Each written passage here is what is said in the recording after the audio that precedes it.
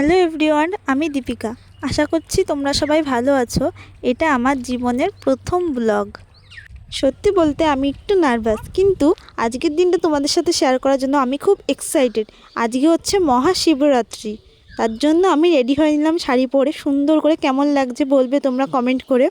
তারপর আমি মন্দিরে চলে গেলাম। এটা আমাদের খুবই পুরনো একটা শিব মন্দির। বাজারে গিয়ে আমি মন্দিরের ভিতরে দেখে নিচ্ছিলাম ওদের পুজোটা হয়েছে কিনা, তারপর আমরা যাব।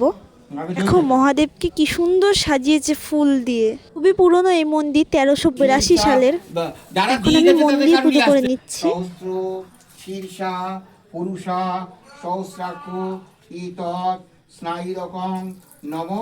সবার শেষে রাত 10টার দিকে আমরা পুজো দিয়েছি।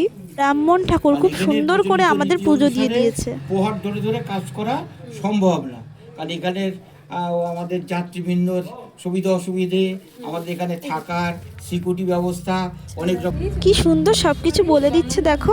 আমি তো নতুন, এর আগে আমি কখনো মন্দিরে পুজো দিইনি। যতবার দিয়েছি বাড়িতেই দিয়েছি। খুব সুন্দর করে বলে বলে দিচ্ছিল আমাকে। হ্যাঁ, নম তস্मै অখণ্ড ফলায়ু সহিত উপকরণ খণ্ড ফলমূলাদিকৃত নৈবেদ্যায় নম শিবায়। এবার পূর্বের কথা নেব। এইসব বলে দিচ্ছি, রাগ করবে না, কারণ না জানলে তো কোনোদিনই জানা হবে। এস সচন্দন পুষ্পং। আমরা লাস্টে ছিলাম বলে আমাদের একজন একজন করে দিয়ে দিয়েছে। আগে সবাই 5 জন 6 জন করে দিয়েছে। আমরা খুব সুন্দরভাবে পুজো দিলাম।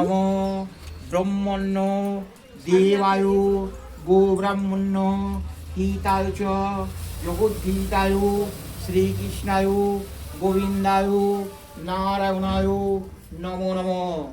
নম শিবায় শান্তায় কারণেত্রয় হেতবে নিবেদয়ামি চাং আত্মা তঙ্গৌরী পরমেশ্বর নম শিবায় নমঃ।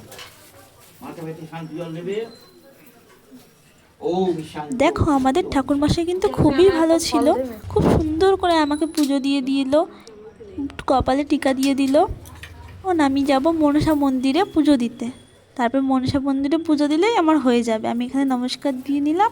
এখন যাব মনসা মন্দিরে। আমার পুজো হয়ে গিয়েছে, এখন দেবে মা।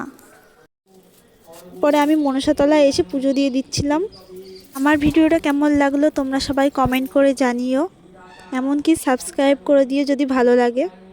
টাটা এভরিওয়ান, তোমরা সবাই ভালো থেকো, সুস্থ থেকো এবং সাবধানে থেকো।